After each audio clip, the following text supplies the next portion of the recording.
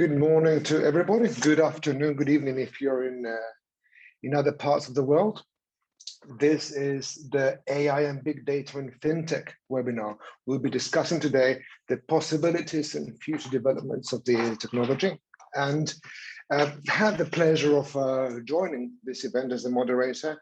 And the idea is that we explore together how it is that together we can bring these realities to the real world sphere, and how we each collaborating from our each different areas of expertise. So I have the pleasure today of introducing three great speakers. I have Luis Barrios, I have Benoit Broekens, and I have Simon Martin. But before I go into introducing each one of them, I'd like to first thank the Mexican Chamber of Commerce and Fintech Asia, and also the Fintech Association. As a member of the Mexican Chamber of Commerce, I'm very happy to be helping in the organization of this event. We are the biggest Latin Chamber of Commerce in Hong Kong. We do great work in trying to help businesses connect the dots between what we have in the Latin American realities and here in the city. And as part of the chamber, I have the great pleasure of introducing to you our president. We have Ms. Susana Munoz, who is the president of the Mexican Chamber of Commerce. And also we have here, so I just got rather lost, Sherry, who is a co-founder of the Virtua Fintech Fair and the founder of Novosphere Media. We will be talking about very briefly great developments that we have together in both organizations and how we're planning to collaborate in the near future. Thank you very, very much. And over to you, Susana and Sherry. Thank you very much, Gustavo. Good morning, Hong Kong. Good evening, Mexico City. Thank you, all of you, for accepting our invitation and for being here present in this event today. I would like to thank, of course, our speakers, Benoit, Luis, for being here, and also Mushir from Fintech Asia, and Sherry.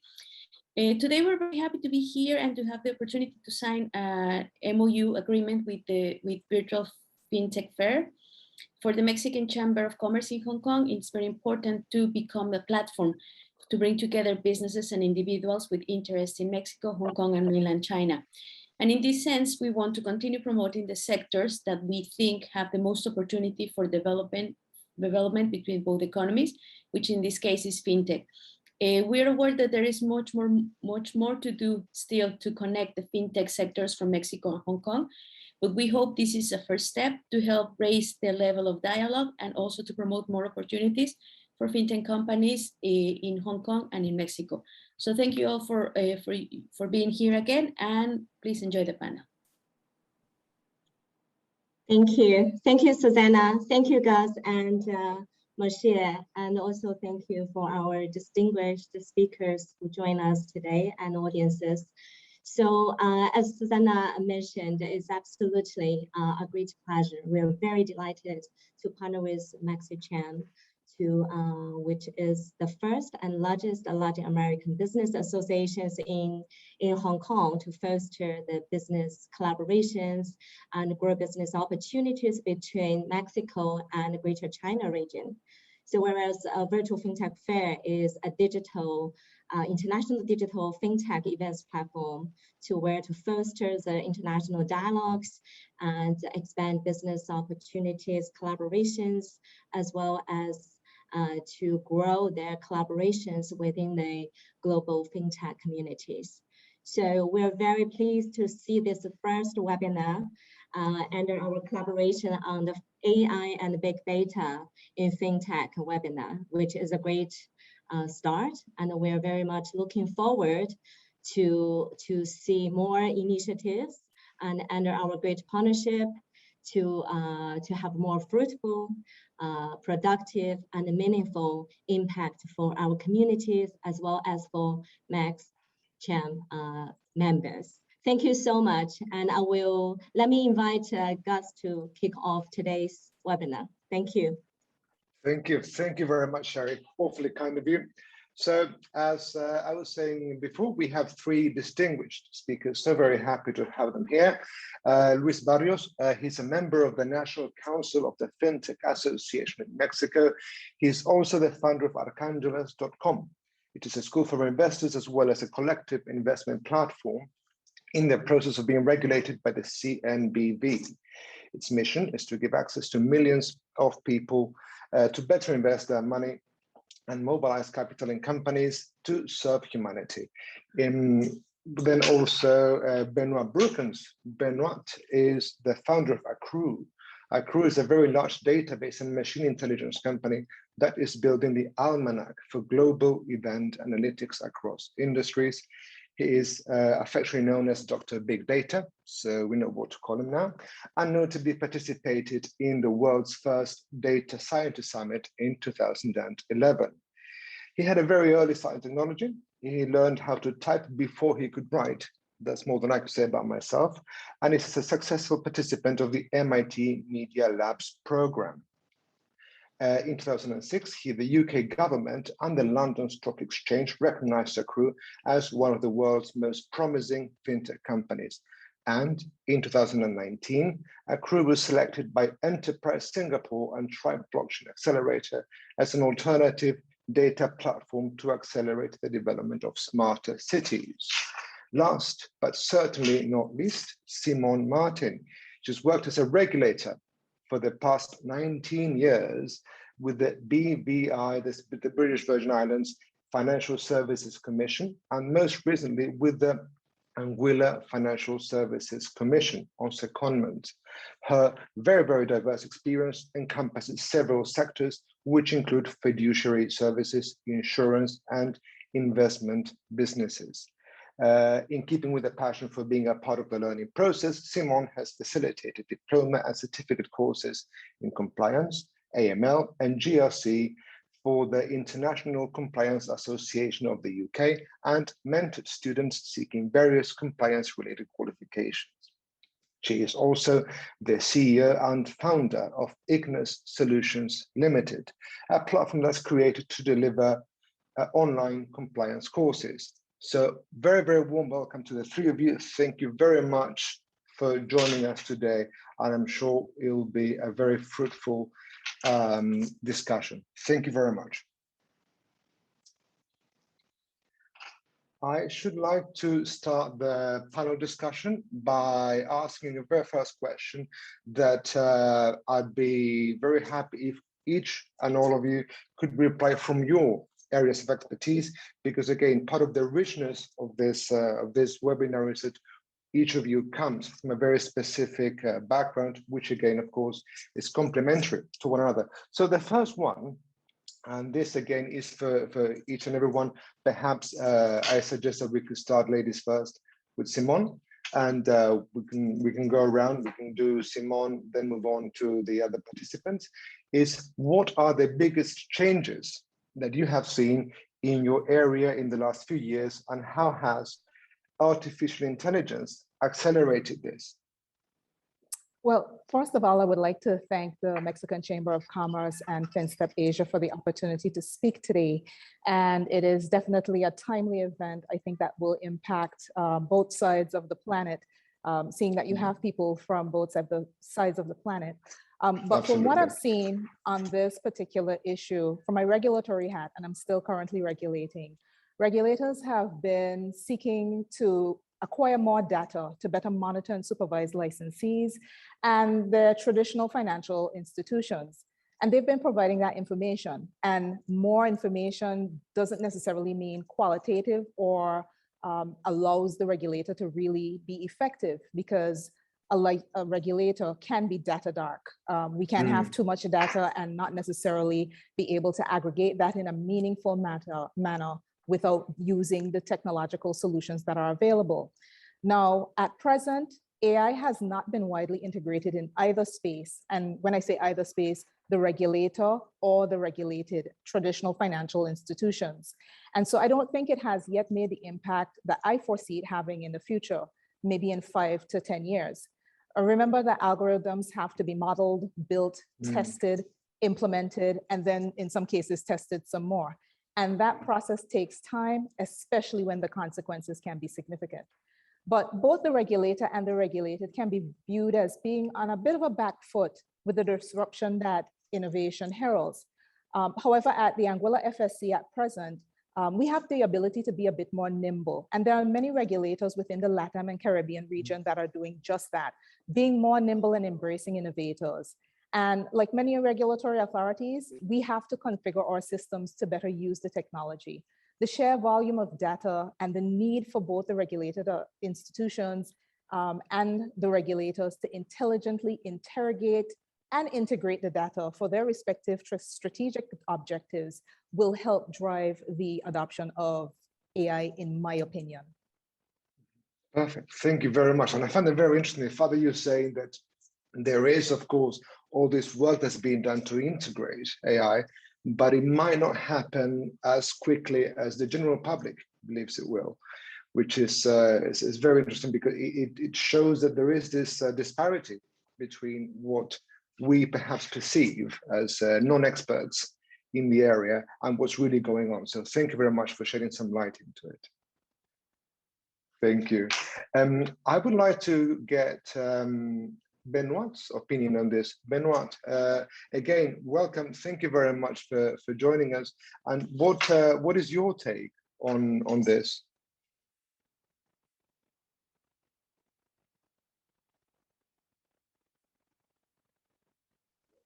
You're on mute.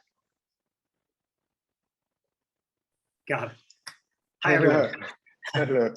Thank you, Fintech Asia, and thank you, Mexican Chamber of Commerce, for making this happen. This is a momentous occasion that allows us to have meaningful conversations about the changes that we've all seen happen right before our very eyes. And some of the big changes that I've seen were essentially the shift in psychology. I think we're all beginning to recognize that we live in an automated economy.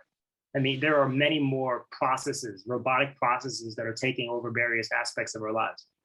We've seen automated cars maybe driving around us doing Google Maps. We've seen, and this is now on our very roads, we've seen the automated printing machines automatically time when we need to replace certain things. Refrigerators are now doing the same thing. Again, this isn't something that's happening very obviously. It's happening very slowly, but surely, and right before our very eyes. The amount of automations in our phones are surreal. Timings, alerts, sensors, it's surprising. And advertisers know it. And advertisers are actually using this to help change the things that are happening before us. So what I've seen is essentially from my world. I dealt with mostly institutional investors for the past 8 years of running my company. And essentially, I've seen a shift, right? I've seen a shift from the COVID pandemic driving new different types of investors into the markets that have never, ever considered investing. And so this happening in the age of like an economic digitization, where like more and more things are now becoming digitized, it's bringing an unexpected surge of information, meaning the information overload experience we all are sharing is something that it essentially translates into new time pressures. We're working from home in front of our computers, and we thought we'd have more time working from home, but it seems like it's going the other way. And these new external factors that we can't predict, just various things happening in our world, it essentially sometimes clouds our ability to make better decisions. So we're using AI and automation tools in order to separate those responsibilities from our day-to-day lives.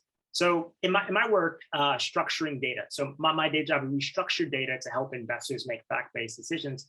AI has also made my work sometimes easier and more difficult in the sense that we can use more algorithms than ever before to organize the world in very understandable ways and deliver insight to people who need it. However, in the age of fake news, misinformation, recognizing unusual, unexpected data points, that we have to disambiguate, right?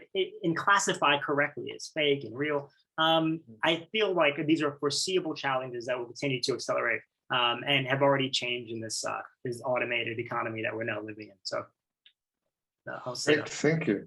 Thank you very much. And I think that's the very last point that you made. I find it particularly telling, the fact that there is this challenge in separating what's good value data, what's true, and what isn't. Again, going back to what I was saying with Simon, is there is so much that we think might be the reality when it comes to these new technologies that we just don't know as members of the general public. So thank you very much for that. Thank you. Brilliant. So thank you very much again, Bernard. And Luis, last but certainly not least, thank you very much for joining. And may I ask what your take is, Luis, on the very same question, please? Yeah, so in my opinion, what we have seen in Mexico and LATAM, I think it's a particular point of view. There's very few countries that are getting into those fintech regulations at this point. And so I think it's a first approach on the fintech laws. Many of them, talking about the Mexican fintech law, it is based strongly on the UK approach back in the day. There's still many things to be done, but again, as Simon has explained, as well as Benoit, the technology advances much faster than what a regulator can adapt. And so yes, the general public, the new breed of investors, the new population, digital natives that are coming into the internet in order to transact and do fintech,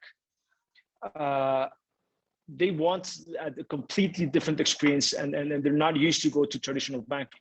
So yes, AI is helping, but it's not getting there as fast as everybody would want, due to the fact that regulators are still very plain, and many of them that it's in fact part of our unique situation with the Mexican law at this point, or the regulators. There's been many shifts, many changes within the regulators, so you cannot advance, and you start creating conversations with them in order to bring more flexibility to make a better law and create and provoke more innovation. But in fact, every time they're changing people within the entity, so it's pretty hard to really establish a working plan that can help adapt towards the new technologies, to spark new companies building new innovations that can help transact, that can help analyze better big data through AI, machine learning, and the sort, that can in fact bring in accurate data to personalize even more the needs of the population in order to include them financially, rather than just using superficial technology of the AI in order to build credit scoring and say, hey, I can lend to this person.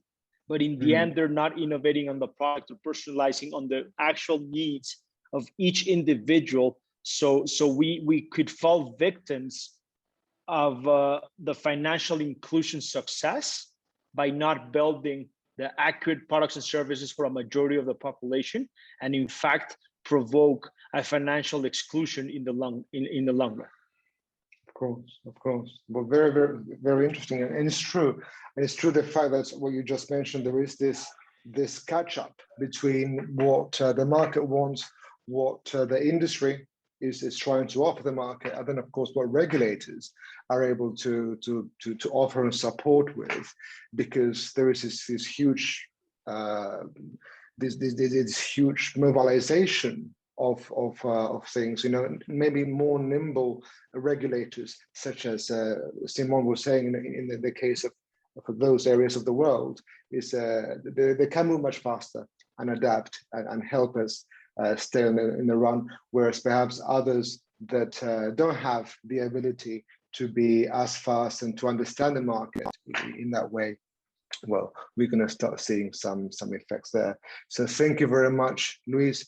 And allow me to go to my next question, which is, how do you see the fintech ecosystem evolve in the next few years?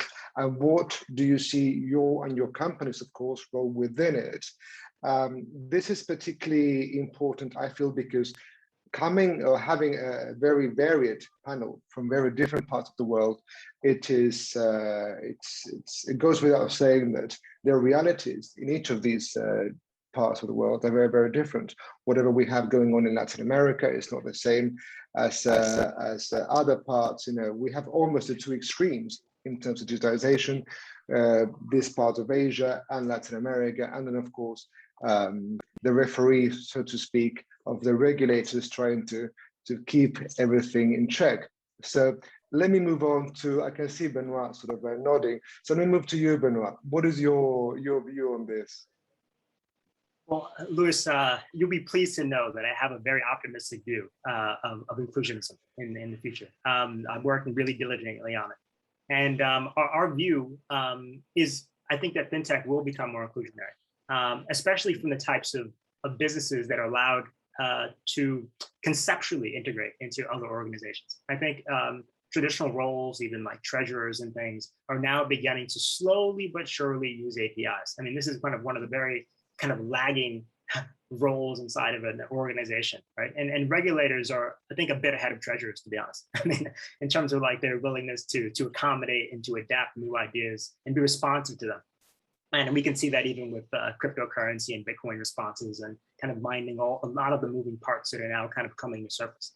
I feel like we've seen kind of a rise in connected services around 2002 and 2003. And what that was essentially the embracement of kind of various industries opening up to allow connectivity between them. Telecoms were kind of no longer accepting the label of just being dumb fiber.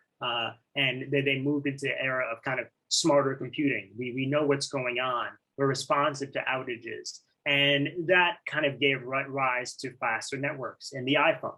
Essentially, the iPhone is a kind of a glorious connected service in the sense that it's so convenient, it's so familiar, and we love it and probably hate it for the same reasons. It has everything, knows everything. Right. They're very close. And so we're now kind of witnessing the same type of connected service evolving into the blockchain era. And I feel like blockchain technology and fintech will enable a new class of inclusionary devices that are no longer kind of limited by the politics of bureaucracy, like and corporatism, where more people are working at home, more people were able to have more candid conversations about what's to be included in our organization and what can we do to move forward our company. And I feel like that diversity of opinion will eventually translate technology choices. Again, it's not something that's going to happen overnight in an explicit sense because technology takes a while to become more inclusionary and supportive. Right. However, our role is to essentially facilitate the building of the Internet of Events to include something else, right? We're including the events to the Internet of Things. And that's our job. We're building the Internet of Events. And what that means in kind of simplistic, non-fancy sounding speak is that we are essentially building millions of different types of calendars that could be used by investors in order to understand risks and conversations about the asset prices they're investing in. Regulators are using technologies like this for years to try to unearth questionable patterns of activities that should have been smoked out in the financial markets. Was someone investing before the news release or after the news release, et cetera, et cetera. But these types of technologies are now becoming embraced at a much larger, wider scale across the fintech ecosystem. And investors are kind of perking up to saying, well, I can invest around my hunches. I can question my assumptions. I can be a more responsible investor by doing my due diligence. Should I be looking at chocolate stocks for Valentine's Day or because it systematically has worked? Or should I be looking at various factors of African textile growth or the rise of employment in Africa? These are the types of things that are shaping economies all around the world because of just one small kind of butterfly effect. So the inclusion thing is happening across industries and it's affecting our entire economy. And before we know it, I think we will have the opportunity to sing a bit more kumbaya together. Perfect. Thank you very much. And it's very telling that what you're calling out is inclusion, facilitation, education. These are all these great tenets of this new world almost that we're living in. And it's not that we didn't have them before, of course, but now being in this super connected world and these hyper fast channels of information transmission allows us to be perhaps more aware of these effects. So very, very interesting. And that takes me to Simon, because again, talking about this facilitation, education, inclusion, I'm inclined to believing that this calls for regulators to work more hand in hand, perhaps, with the industry at large. So what is your take on this? Well, you're exactly correct. Discussions in the fintech ecosystem around the topics of regulators are widely varied. And I'm happy to hear Benoit talk about embracing us. But you know, that is not true in the entire sector. And that is something that has been frustrated by a number of reasons. One of which is regulatory clarity or the lack thereof. It is critical. And we are doing our part to ensure that that happens here at the Anguilla FSC and with other organizations regulators have access to. For example, Anguilla FSC is a member of GFIN, and you would be familiar with GFIN that sits within the Financial Conduct Authority within the UK. And that is just one of the areas that is in the public domain that I can speak publicly about, because it's not everything that regulators are working on that we can speak to. And I would like to add really quickly that innovators can code, and it's one of the discussions in terms of the tech and integration of tech into traditional financial services that causes the disruption. But to properly code compliance, because that is one of the critical areas that regulators are concerned about, compliance, financial stability, there's a lot of chatter around financial inclusion, making sure that consumers are protected. You have to know what the outcomes you want as a coder in terms of compliance. And there's that, and the fact that regulators will be auditing codes and testing white papers much more rigorously as time progresses. So that is where I see the ecosystem evolving to. I think that regulators right now are quietly developing that capacity, some more quietly than others, and some are more advanced than others. But of course, for certain regulators, they're more akin to an aircraft carrier. It takes a lot to stop them or to turn them versus smaller regulators. And that's where smaller regulators have the advantage. If I could also add, smaller regulators, so smaller jurisdictions, are really great in terms of beta testing and actually running some of these proof of concepts in a particular jurisdiction with a smaller economy that would give another regulator in a larger, say, G20 country comfort. And it helps when that smaller regulator is already a part of a group of regulators like GFIN, where we're actually speaking to each other on different projects, and we are speaking to innovators in a very controlled and comfortable environment. So there's a lot of work going on, and I think that that is one of the things that I see as a positive out of the ecosystem. Fantastic, and it's exciting to have you join here, because having, or you being a member of this smaller sized regulators, you are a pioneer in what you will be able to and are indeed fostering and heralding as a new area of this. So thank you very much. Luis, last but not least, what's the situation you're in?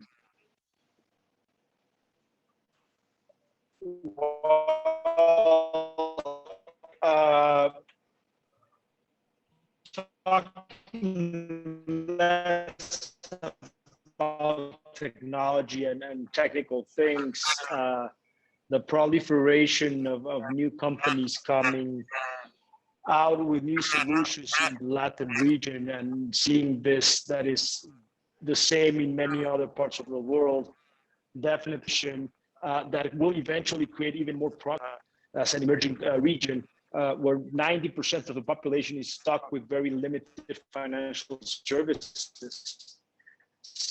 So bringing on even more solutions with the help of technology, with the pioneers as Simon in regulation, etc., will definitely in the next 5 years to come, we will start seeing even more that a concept of the financialization of everything, where everything is getting financed, and there's the embedded finance that most of their clients, and by meaningful financialization of everything is that at this point in time now you can invest in many other alternative or even alternative of alternative assets that are asset classes that are not correlated to the stock exchanges, which for centuries or for the past 100 years we've been using that kind of high yield returns on a limited amount of companies that are thriving,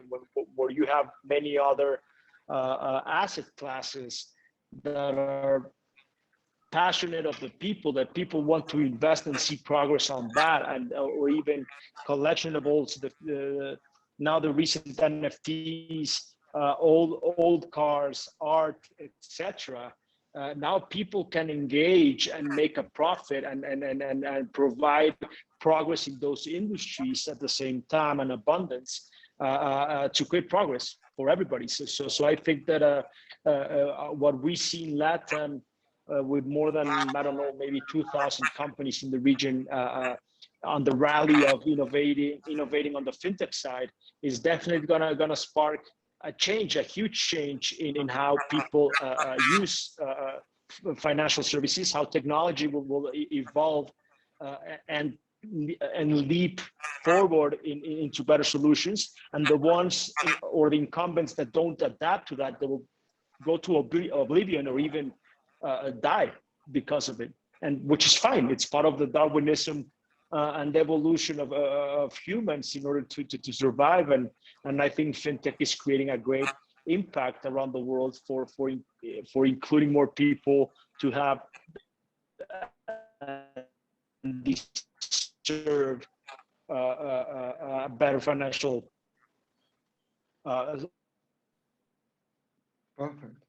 Perfect. Thank you very much. And yes, and it is this great transition that you were just discussing. Oh dear. Sorry, Luis. I think I jumped in and I interrupted you. I apologize. There was a bit of a lag there in terms of connection, which is very fitting when we're talking about a fintech event. So there you go. I was just about to say that. Of course, and it is very interesting that the work that you guys are doing is so very interesting, because it's about pushing this masses of people into new parts of the industry, new areas of the market that perhaps they have been very, very underexposed to. And I feel that in geographical areas where we're not historically in tune with what's going on digitally, and I'm thinking about Latin America compared to parts of Asia, which would come to mind as being much more agile and much more again up to the trends. It's a great pioneering work almost we're doing. So thank you very much for that. Now, well, I feel like it would be interesting to start, or to rather carry on with you, Luis, if you're willing, because the third question is about the biggest lessons that you have learned within the organization, and again as part of the industry.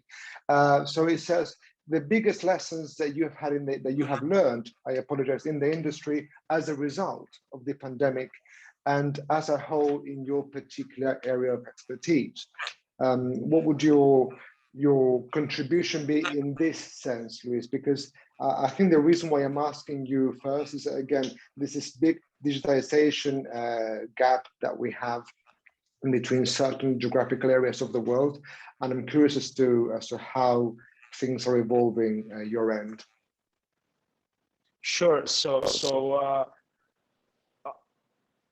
based on the pandemic, I can see, I mean, out of your own problems, you can be creative and create better solutions, and adapt in that point of view. And that throughout the world, part of my professional job is investing in companies. So having a big portfolio of companies, it gives me a broader perspective of what happens to those companies in this type of situations. And I can say, lucky enough, most of them, or obvious enough, most of them thrive and continue growing despite people staying at home and not using the traditional channels of doing their lives. Because there's already a lot of that infrastructure in place around the world, or in most parts of the world, that can help people do their lives normally. So I saw a lot of companies on the portfolio growing at that point in time, even adapting and accelerating the launching of new products and services in order to serve better their clients. So I saw that there was obviously a behavior change within humans in shifting those paradigms of the usual things to do in your life and the usual ways of doing your life. Yeah, you adapt to some of them are not that, I mean, you're not that happy or that fun to do, as preferring to have this conversation in person rather than on a Zoom call.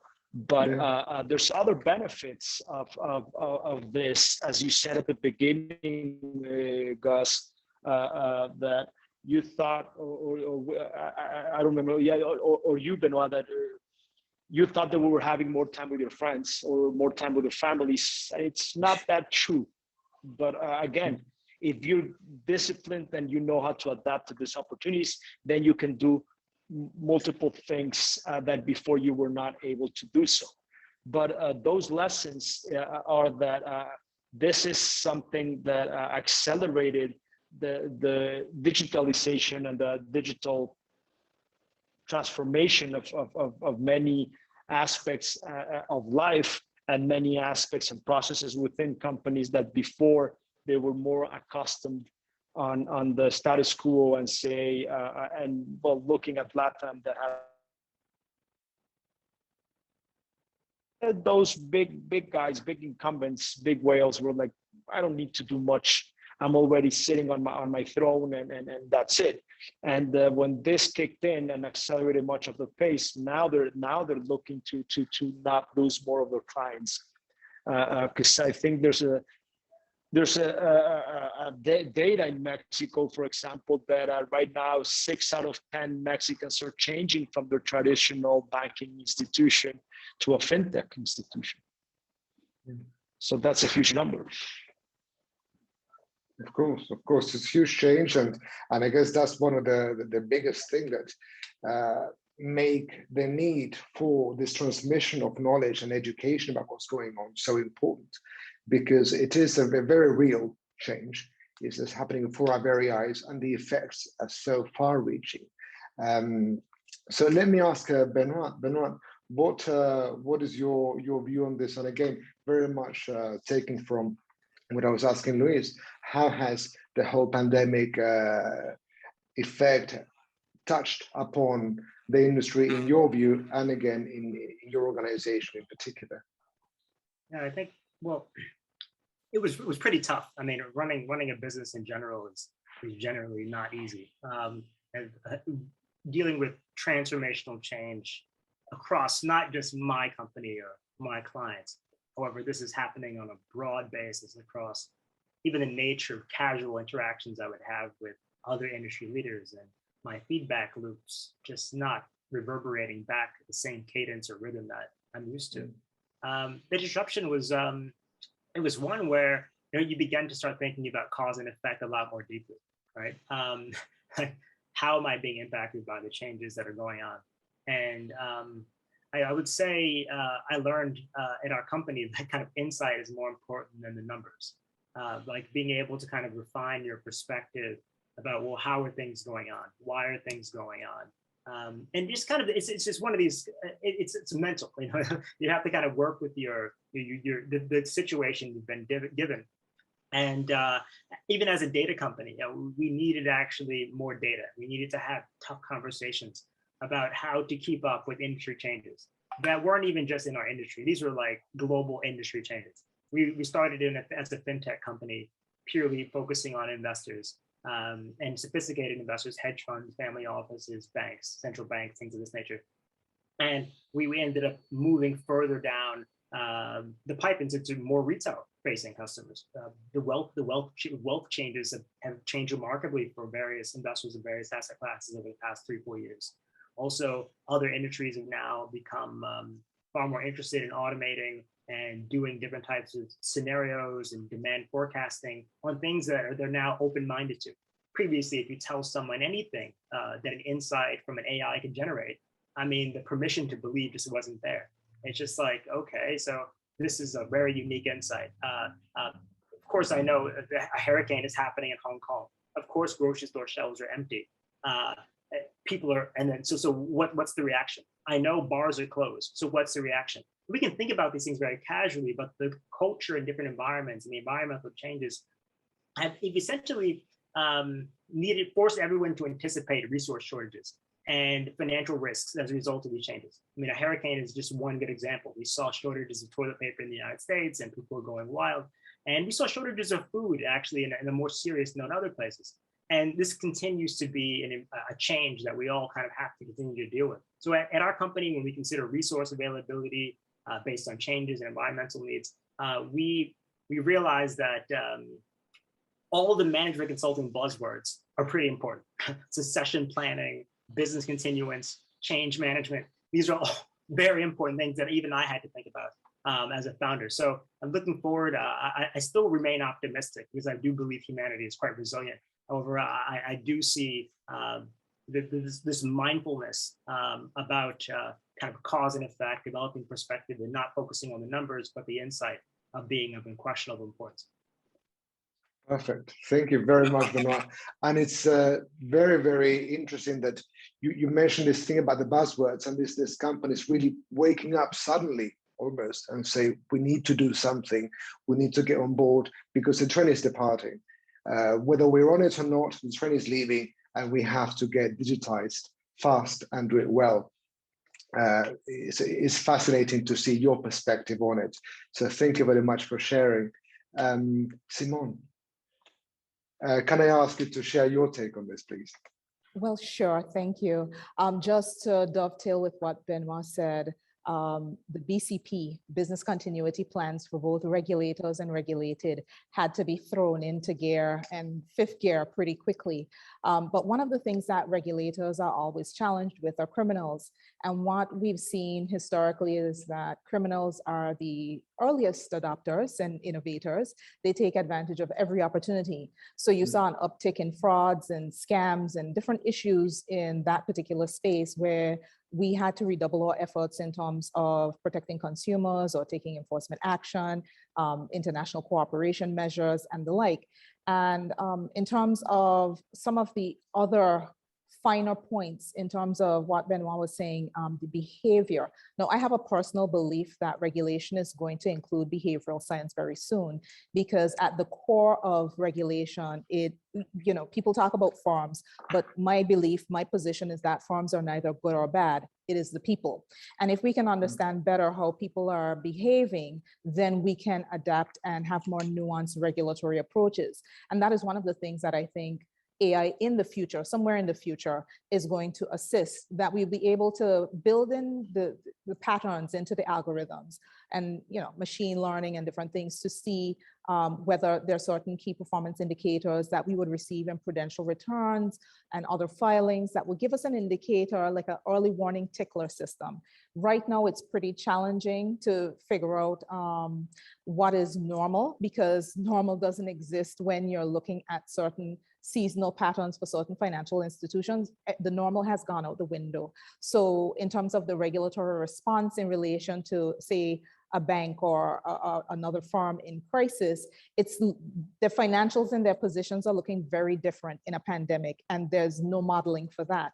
So again, the AI can test with aggregated data that can be fed into the models, and they do it for stress testing of banks quite often, but the stress testing for banks didn't contemplate a global pandemic. So, for example, the European Central Bank went through all of this just a few years ago, and a lot of that has to be thrown out. So regulators are right now very challenged in terms of looking at the more nuanced issues that would help us to detect when a firm is in trouble or not.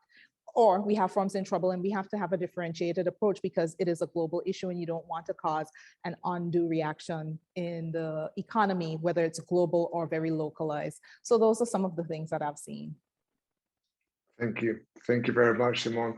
Again, very interesting to see how people your end are moving and trying to stay abreast of what's going on. Particularly interesting, although something we have seen, I think we have all experienced in one way or another, is criminals do start first adopting new technologies and trying to see how we can find these little caveats and holes in the regulations to start operating. So I find that particularly interesting.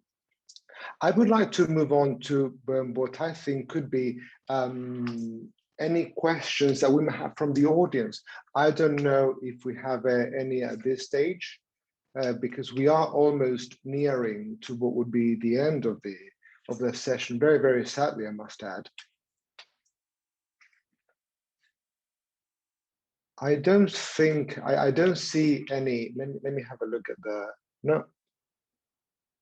I think we are good in terms of our questions with the audience. I must ask if anyone does have a question from the audience, please let us know. Administrators, and we'll be very happy to whiz them into the conversation.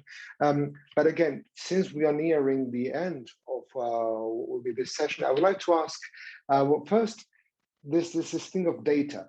I think it is a recurrent topic, and of course, it's an integral part of this digitalization process and all that, and something that comes up very, very often when one does research is this data is a new oil, and if you don't have it, of course, you can't operate.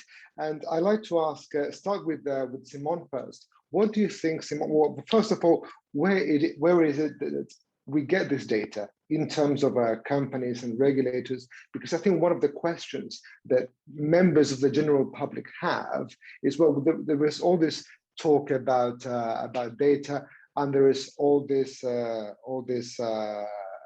this is a key issue, a key part of the machinery to keep going, but we don't perhaps know where it comes from.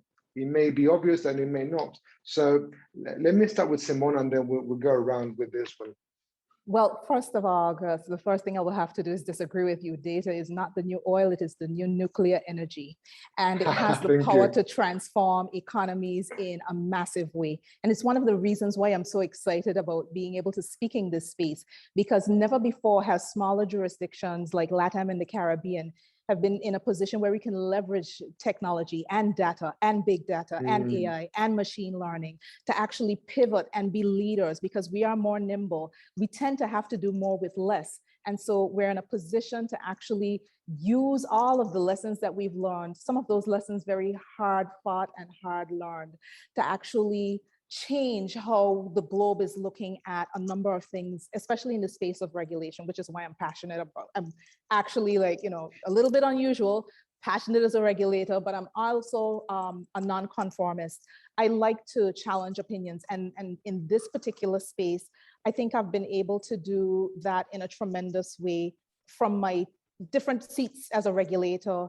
I've had the opportunity to contribute to discussions with international standard setters, some more than others in a meaningful way. But where we get the data from, we're actually going to be getting more data from prudential returns, from audited financial statements. But one of the things that I've seen from the discussions that I've had with individuals is that there's a knowledge gap.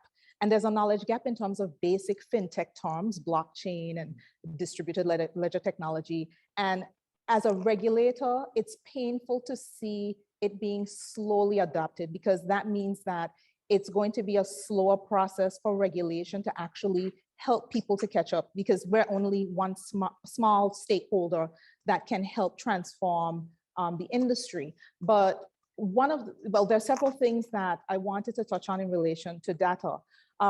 It's important that regulators have to remember the ethics in data, because we've seen the different scandals that come up when data is misused. And again, we have a mandate to protect the public. So we get all of this data, but firms are getting the data too. And we're very minded in terms of how firms use it. Now, there's some equivalent to GDPR in a lot of jurisdictions, but still it takes policing, because again, the behavior of the people that hold on to that data, that control the data, that maybe feed data into algorithms. And of course, if they feed dummy data in or rubbish in, you're not going to get AI that works for that particular example. But then there's also the culture. And Peter Drucker said it, that culture eats strategy for breakfast, lunch, and dinner. And if it is that we can't change some of the organizational cultures in both regulatory authorities and financial services firms, and innovators who are not embracing regulators, we're going to have really, really critical problems going forward. And I think that that particular culture and as an extension, mindset change, I think it's really critical for us to recognize that, again, there's a lot of information that sits in the public domain, but there's information that should not sit in the public domain. And this might sound a bit controversial as a regulator in what is deemed the offshore financial services jurisdiction. I don't believe that everything should be public. You know, there's a place for privacy. And one of the things I do like from the fintech discussion around data is the need to maintain privacy in some key areas. In a lot of Latin and Caribbean countries, there are very real risks of extortion and kidnapping and theft and other crimes being committed just because people know you have a little bit of money. So we can't lose sight of that fact. And we have a lot of lessons. Again, sometimes they're very hard lessons in terms of what happens when data goes astray. So those are just some of my thoughts, and I'll just end right there to let other people jump in. Thank you very much. And I couldn't agree more. I think everything that you have mentioned does strike a chord, I believe, with each of the participants. So thank you. And I think it seems to move on rather obviously, speaking of a smaller markets or bigger, depending on their point of view. I'd like to ask Luis what your point of view is. And I meant big, I'd just like to clarify, because as Simon was saying, LATAM and the BVI, these huge regions where you can actually leverage and make a difference with the access to data and with how you're implementing that. And having you here in this particular case, I think it's invaluable. So thank you again. And what is your take on this, Luis? Well, I think Simon did an amazing job in explaining the truth behind data, which is not always accurate, and that should be taken taken into account and acknowledged in the future, because the result that you want, and bad use of data and the culture of the use of that data by all the counterparties involved is counterproductive. And something that I learned through Singularity is that I mean, you can have machine learning, robotics, AI, and all combined, creating an amazing nuclear fusion product eventually. But it all depends on how you use that, and the ethics behind the use of that data, which today Latin America suffers significantly from that bad use of the data to oversell you financial products, to understand and know and get to know, as Simon said, the wealth that you may have, and start extortioning that even from jails. That it's sad, and what provokes that is that fearness of people not wanting to engage in this type of innovations that can create great progress for you and great efficiency in your life. But again, going back to the bad use of data will definitely not be productive for anybody. So it's a matter of ethics, culture, and how you use it, as Simon well said. Perfect. Thank you very much, Luis. And yes, it is true. And the realities that we have in different countries, of course, come to affect this bigger factor being data. And it can be disheartening. It can be sad, as you say, that sometimes it is misused. And that's when the analogy of the nuclear power comes to mind. It is particularly fitting, as Simon was saying. Yeah. Benoit, what? Yes. So Benoit, I was the question before was going back to the issue of data being as Simon was describing, it is nuclear power that we have in our hands, and we're trying to exploit it in the best possible way. One of the doubts that members of the general public have is how we acquire data, how it is that this huge industry needs and is just so data hungry. So where it comes from, number one, and number two, I think, or the second part of the question would be, what do you think might be the biggest challenges from now onwards, thinking about the importance of data and how the industry is evolving? Yeah, that's a great question. Simona, I totally agree. It's nuclear power. if not some other fancy new form of technology. It's geometrically beyond oil. So I feel like where our data comes from, speaking for ourselves, we had early challenges with dealing with data collection in general. We're a data science company. We need data like water. I guess this is important as water. Nuclear reactors also need water. So the importance of kind of thinking of this in a broad technological space is that we have to almost interact with 360 degrees of information. We have to understand public sources, private sources, and essentially develop our own model of primary sources. And a primary source, I'm not sure if you remember back from maybe schooling days, it's essentially a single responsible party that actually is the source of the actual knowledge itself. For example, if you go to Wikipedia, you couldn't necessarily just cite the text. You couldn't just cite all the data all the texts and descriptions that people had originally described there, because it's almost hearsay, because it's peer reviewed, et cetera. And so we begin to trust it as if it was primary, or original, or the most trusted form of the truth. However, a primary source could be something like a sensor, getting location data directly from the satellite, or it could be someone speaking about something in that speech, like Elon Musk tweeting himself. I mean, that's a primary source of opinion, right?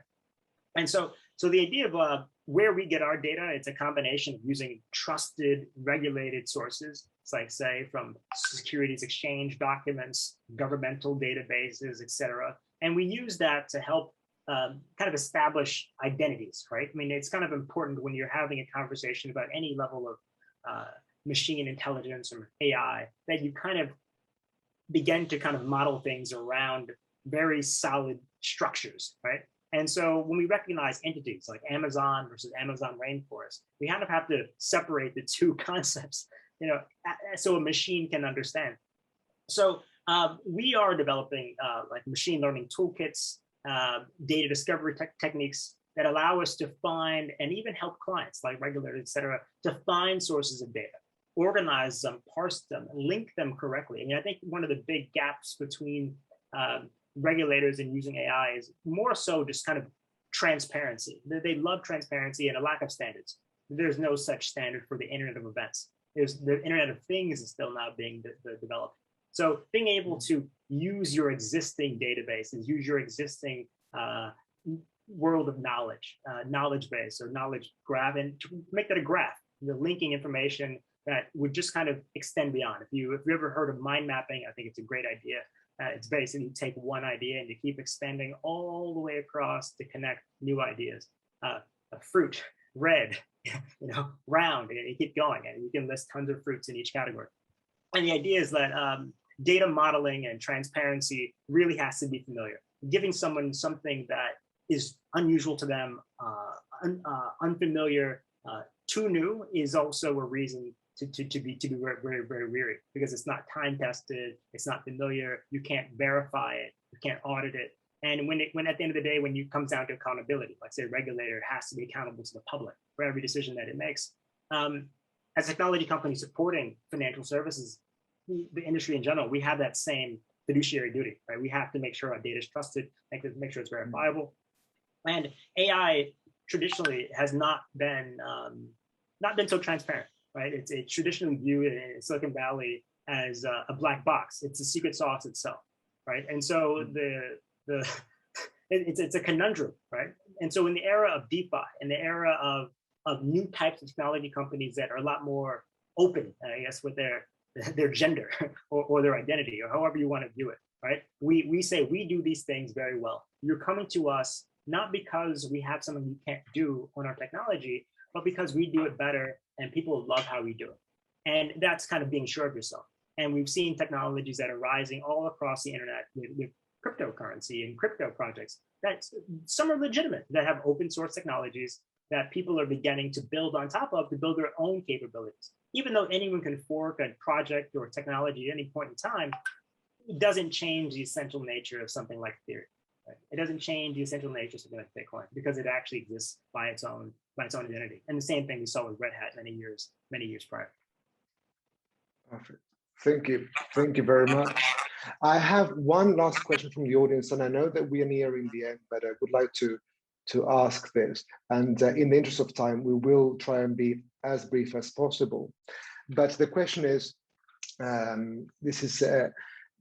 what are the steps to be followed by a company which has a good data collection mechanism and data analysis setup, and now wants to get into using AI and ML using the data?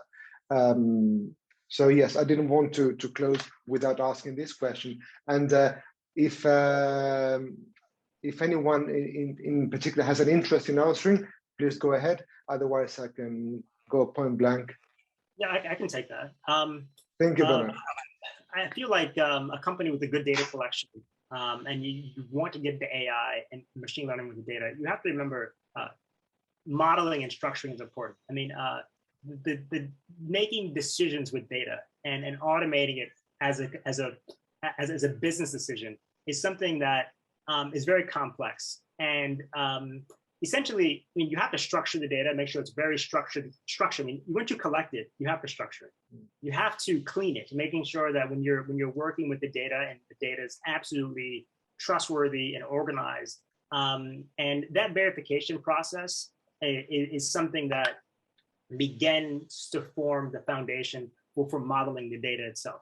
So when I think of AI, I think of automating intelligence, and then ML was modeling learning. So when you basically automate things and you want to model how to learn about them, essentially you're starting to kind of build out the basic framework for how you would begin to analyze it and how you would play with it. It's a playful process. I view life sometimes as, I guess, an experiment. We view life as kind of a big experiment. We're all trying to assimilate new information, take in more information, and basically make the best decision in the context of the situation that we've been given, right?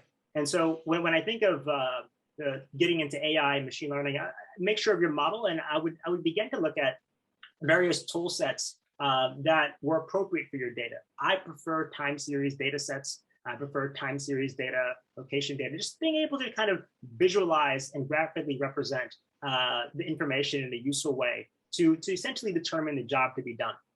AI and machine learning is a very vast thing. I mean, if you think back, optical character recognition in your printer was machine learning AI. So if you want to say AI and machine learning for your data, I mean, this, scanning it was arguably AI many years ago. So to take, and we take it for granted today. So it's what you asked is a very important and a big question. You can feel free to send me an email, and I help if I can. But generally speaking, the idea is making sure that you have a model and that you have identified a job to be done. Because it's once you take on the aspect of doing AI or machine learning in that aspect, it becomes a labor of love or a passion, and it's an abyss, so to speak. I couldn't agree more. Thank you very much. And I'd like to take this last minutes to thank all of your generosity. You've been tremendously illuminating in how you've shared your knowledge, and I couldn't be more grateful. This is on a personal level. I would like to also take a couple of seconds to remind you all that this, and again, going back from what we were saying before, this is work of, we need education. I think it's almost at an urgent state. I think we need to get people to be as educated as possible, as fast as possible in these new technologies. And this is part of this whole AI and Big Data FinTech Forum. We're leading into that, which is going to be on the 29th of September this year. So very, very graciously, the FinTech Fair has helped us organize this, as well as, of course, the MEXCHAM. The MEXCHAM do great work, and again, helping us herald these topics, trying to bring this to the general public as much as possible. So thank you very much to all of you, and it's been a real pleasure to spend this time with you, and hopefully we'll see you at the next event. Thank you very much. Thank you. Thank you very much again to all of you. Thank you. Thank you everyone. Thank you. Bye-bye. Gracias. Thank you. Gracias. De querer estar bendiga. Bye-bye. Bye-bye. Bye.